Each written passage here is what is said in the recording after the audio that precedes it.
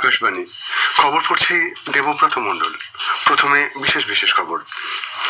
প্রধানমন্ত্রী নরেন্দ্র মোদী বলেছেন, রাষ্ট্রপতি পুতিনের ভারত সফর এমন এক সময় হচ্ছে যখন দুই দেশের মধ্যে দ্বিপাক্ষিক সম্পর্ক বহু ঐতিহাসিক মাইলফলকের দিকে এগিয়ে চলেছে। ভারত ও রাশিয়া প্রতিরক্ষা, বাণিজ্য, অর্থনীতি, স্বাস্থ্য সুরক্ষা, শিক্ষা, সংস্কৃতি ও গণমাধ্যম ক্ষেত্রে 16টি চুক্তি স্বাক্ষর করেছে।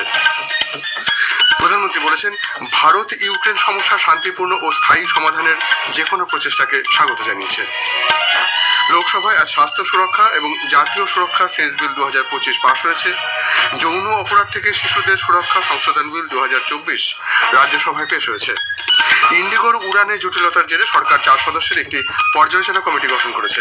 2026 সালের ফিফা ফুটবল বিশ্বকাপের সূচি আজ রাতে ঘোষণা করা হবে। ভারত ও রাশিয়ার প্রতিরক্ষা, বাণিজ্য, অর্থনীতি, স্বাস্থ্য সুরক্ষা, শিক্ষা, সংস্কৃতি ও গণমাধ্যম ক্ষেত্রে 16টি চুক্তি স্বাক্ষর করেছে। 23তম ভারত রাশিয়া বার্ষিক শীর্ষ সম্মেলনে রাষ্ট্রপতি পুতিনের সঙ্গে এক যৌথ সাংবাদিক বৈঠকে প্রধানমন্ত্রী মোদী বলেন, রাষ্ট্রপতি পুতিনের ভারত সফর এমন এক সময় হচ্ছে যখন দুই দেশের মধ্যে দ্বিপাক্ষিক সম্পর্ক বহু ঐতিহাসিক মাইল ফলকের দিকে এগিয়ে চলেছে। গত 10 বছরে বিশ্ব নানা ওঠাপড়ার সম্মুখীন হয়েছে। এর মধ্যে অটুট রয়েছে ভারত রাশিয়া সম্পর্ক। এই সম্পর্ক আন্তর্জাতিক চ্যালেঞ্জ মোকাবিলা করতে শক্তি যোগাবে বলে প্রত্যয় ব্যক্ত করেন তিনি। শ্রী মোদী বলেন, সন্ত্রাসবাদের বিরুদ্ধে দুই দেশ কাঁধে কাঁধ মিলিয়ে লড়াই করেছে। সন্ত্রাসবাদকে মানবতার বিরুদ্ধে সরাসরি আঘাত বলে উল্লেখ করে প্রধানমন্ত্রী বলেন, এর মোকাবিলায় আন্তর্জাতিক ঐকমত্য গড়ে তোলায় সবথেকে বড় শক্তি। ইউক্রেন প্রসঙ্গে প্রধানমন্ত্রী বলেন, ভারত শুরু থেকেই ইউক্রেন বিষয়ে শান্তির পক্ষে কথা বলে আসছে। এই সমস্যার শান্তিপূর্ণ ও স্থায়ী সমাধানের জন্য যে কোনো প্রচেষ্টাকে তিনি স্বাগত জানিয়েছেন। তিনি বলেন, ভারত সর্বদা তার ভূমিকা পালন করতে প্রস্তুত ছিল, ভবিষ্যতেও তা অব্যাহত থাকবে।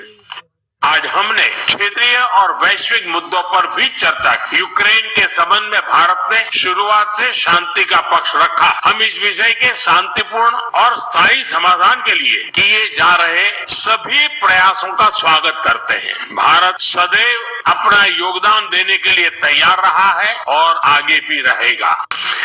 প্রধানমন্ত্রী বলেন, ভারত শীঘ্রই রাশিয়ার নাগরিকদের জন্য বিনামূল্যে 30 দিনের ই ট্যুরিস্ট ভিসা এবং গ্রুপ ট্যুরিস্ট ভিসা চালু করবে। রাশিয়া আন্তর্জাতিক বিগ ক্যাট অ্যালায়েন্সে যোগদানের জন্য ফ্রেমওয়ার্ক চুক্তি গ্রহণের সিদ্ধান্ত নিয়েছে বলেও প্রধানমন্ত্রী জানিয়েছেন। শ্রী মোদী বলেন, মেরু অঞ্চলে ভারতের নাবিকদের প্রশিক্ষণের জন্য উভয় দেশই সহযোগিতা করবে। এটি কেবল আর্কটিক অঞ্চলের সহযোগিতা জোরদার করবে না, বরং ভারতের যুবকদের জন্য নতুন কর্মসংস্থানের সুযোগ তৈরি করবে। শ্রী মোদী উল্লেখ করেন যে জ্বালানি নিরাপত্তা ভারত রাশিয়া অংশীদারিত্বের একটি শক্তিশালী এবং গুরুত্বপূর্ণ স্তম্ভ। অসামরিক পারমাণবিক শক্তির ক্ষেত্রে কয়েক দশক ধরে চলা সহযোগিতা দেশের জ্বালানি নিরাপত্তার ক্ষেত্রে অত্যন্ত গুরুত্বপূর্ণ। সমগ্র বিশ্বে নিরাপদ এবং বৈচিত্র্যময় সরবরাহ শৃঙ্খল নিশ্চিত করার জন্য গুরুত্বপূর্ণ খনিজ সম্পদে ভারতের সহযোগিতা অব্যাহত থাকবে। প্রধানমন্ত্রী উল্লেখ করেন, দুটি দেশই ইউরিয়া উৎপাদনের সহযোগিতা আরও নিবিড় করবে। 25 বছর আগে ভারত রাশিয়া কৌশলগত অংশীদারিত্বের ভিত্তিপ্রস্তর স্থাপন করেছিলেন প্রেসিডেন্ট পুতিন। 2010 সালে এই সম্পর্ক আরও বিশেষ মাত্রায় উন্নীত হয়েছে। রাশিয়ার রাষ্ট্রপতি ভ্লাদিমির পুতিন আজকের দ্বিপাক্ষিক বৈঠক অত্যন্ত ফলপ্রসূ হয়েছে বলে জানিয়েছেন। The negotiations that we've just had with the Indian colleagues, and as well as our talk yesterday with distinguished Mr. Modi in the form of TLZ at his residence, the dinner was great. I would like to thank you for this sign of attention. These talks were very useful. They were held in a constructive and a friendly atmosphere in the spirit of the special and privileged partnership between Russia and India. নতুন দিল্লিতে Bharat Russia বাণিজ্য ফোরামে ভাষণে প্রধানমন্ত্রী বলেন যে ভারত এবং Eurasian অর্থনৈতিক ইউনিয়নের মধ্যে একটি মুক্ত বাণিজ্য চুক্তি নিয়ে আলোচনা ইতিমধ্যে শুরু হয়েছে। তিনি স্পষ্ট জানান, ব্যবসা বা কূটনীতি যাই হোক না কেন, যে কোনো অংশীদারিত্বের ভিত্তি হলো পারস্পরিক বিশ্বাস। এই বিশ্বাস ভারত রাশিয়া সম্পর্কে সবচেয়ে বড় শক্তি, যা দুই দেশের যৌথ প্রচেষ্টাকে দিক নির্দেশনা এবং গতি উভয়ই প্রদান করে। आज भारत और रूस को इनोवेशन, को प्रोडक्शन और को क्रिएशन की नई यात्रा पर साथ चल रहे हैं। हमारा लक्ष्य आपसी व्यापार बढ़ाने तक सीमित नहीं है। हम पूरी मानवता की भलाई सुनिश्चित करना चाहते हैं। इसके लिए ग्लोबल चैलेंज का स्थायी समाधान तैयार करना है। भारत इस यात्रा में रूस के साथ कंधे से कंधा मिलाकर चलने के लिए पूरी तरह से तैयार है। ভারত ও রাশিয়া দুই দেশের জাতীয় মুদ্রা ব্যবহারের মাধ্যমে দ্বিপাক্ষিক বাণিজ্যের বিকাশ অব্যাহত রাখতে সম্মত হয়েছে।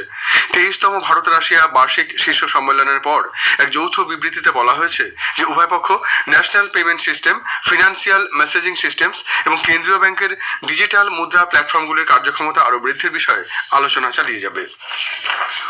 উমিদ পোর্টালে ওয়াকফ সম্পত্তি নথিভুক্ত করার আজ শেষ তারিখ হলেও আগামী 3 মাস কোনো জরিমানা বা শাস্তির সংস্থান থাকবে না বলে কেন্দ্রীয় সংখ্যালঘু বিষয়ক মন্ত্রী কিরেন রিজিজু জানিয়েছেন। নতুন দিল্লিতে এক সাংবাদিক বৈঠকে মন্ত্রী বলেন, এখনো লক্ষ লক্ষ সম্পত্তি রেজিস্টার্ড হয়নি। এ পর্যন্ত 1,51,000-এর বেশি ওয়াকফ সম্পত্তি নিবন্ধীকৃত করা হয়েছে। এই সময়সীমা বাড়ানোর জন্য বিভিন্ন মহল থেকে তার কাছে বারংবার আবেদন জানানো হচ্ছিল।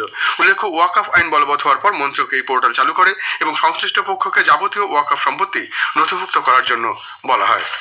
খবর শুনছেন আকাশবাণী থেকে। লোকসভায় আজ জাতীয় স্বাস্থ্য সুরক্ষা এবং জাতীয় সুরক্ষা সেচ বিল 2025 পাশ হয়েছে। এই বিলের লক্ষ্য হল স্বাস্থ্য এবং জাতীয় সুরক্ষার জন্য তহবিল বৃদ্ধি করা। এর মাধ্যমে পান মশলা সহ অন্যান্য পণ্যের উৎপাদনের ওপর সেস আরোপ করা হবে। সেস থেকে প্রাপ্ত অর্থ জনস্বাস্থ্য এবং জাতীয় সুরক্ষার জন্য ব্যয় করা হবে। বিলের ওপর বিতর্কের জবাবে অর্থমন্ত্রী নির্মলা সীতারামন বলেন, সরকার অনৈতিক পণ্যের ব্যবহার রোধ করতে চায়। তিনি বলেন, জনস্বাস্থ্য রাজ্যের বিষয়, অন্যদিকে প্রতিরক্ষা কেন্দ্রের দায়িত্ব। তিনি ক্রমবর্ধমান চ্যালেঞ্জ মোকাবিলায় প্রতিরক্ষা বাহিনীকে আধুনিকীকরণের জন্য আরো সম্পদ সংগ্রহের প্রয়োজনীয়তার উপর জোর দেন। তিনি বলেন, আধুনিক সংঘাতগুলির ক্ষেত্রে উন্নত প্রযুক্তি সবচেয়ে গুরুত্বপূর্ণ। অপারেশন সিন্দুর আধুনিক যুদ্ধের বাস্তবতা প্রদর্শন করেছে, যা প্রযুক্তি চালিত, সুনির্দিষ্ট এবং অত্যাধুনিক ব্যবস্থার উপর নির্ভরশীল। বিতর্কে অংশগ্রহণ করে বিজেপির ধবল প্যাটেল বলেন, 2047 সালের মধ্যে ভারতকে একটি উন্নত জাতি হিসেবে গড়ে তোলার জন্য স্বাস্থ্য ও নিরাপত্তা অত্যন্ত গুরুত্বপূর্ণ। নির্দল সাংসদ উমেশ ভাই বি প্যাটেল বলেন, তামাকজাত দ্রব্য ব্যবহারের কারণে প্রতি বছর 13 লক্ষেরও বেশি মানুষ মারা যাচ্ছে। বিলের বিরোধিতা করে কংগ্রেসের কিশোরী লাল বলেন, এই আইন রাজ্যগুলির আর্থিক স্বাধীনতাকে ধ্বংস করে দেবে।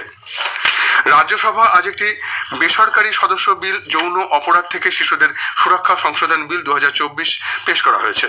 বিলটি যৌন অপরাধ থেকে শিশুদের সুরক্ষা আইন 2012 সংশোধনী।